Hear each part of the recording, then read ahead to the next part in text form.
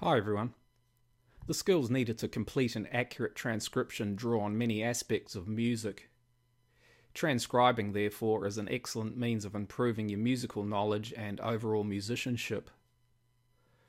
The following tips are for beginner and intermediate transcribers and can be applied to the transcription of music from any genre. The tips, however, are not in any particular order, and there is some overlap between them. If you're a complete beginner, it's better to begin with shorter works or a section of a larger work. You should, however, attempt to make as accurate a transcription as you can of whatever length work you choose. Following on from the previous tip, a good place to begin is with works for which you already have the score. That way you can check your accuracy against the original. When transcribing, you'll need to make certain notational decisions. For example, is the work in 2/4 with triplets or 6/8? Is the work in 4/4 or 2/4, etc.? Remember, there may be several equally effective ways for notating a work, each of which may be correct.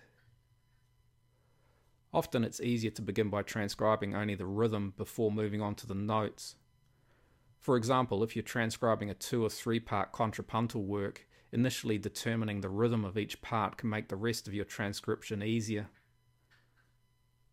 Establish the basic beat of the work so that you can then decipher the various beat subdivisions. Doing so gives you a reference for the various subdivisions that will occur. Begin with the initial note and/or chord, ensuring that these are correct before moving on to the rest of the work. Or, particularly with shorter works, begin with the final cadence, as this can help to establish the key and goal of the work. Use the bass line to determine the chord progression and key of the work. A bass line will help you narrow down the choices you have for the underlying harmony. For example, in its most basic triadic usage, an F sharp in a work in G major can only belong to 3 chords: B minor, D major, and F sharp diminished. When transcribing tonal music, listen out for functional progressions and established cadences. Following on from the last tip, it's a good idea to establish when, where, and by whom a work was written. Doing so allows you to determine if the work is likely to be tonal, modal, or uses some other means of generating its harmonic and melodic language.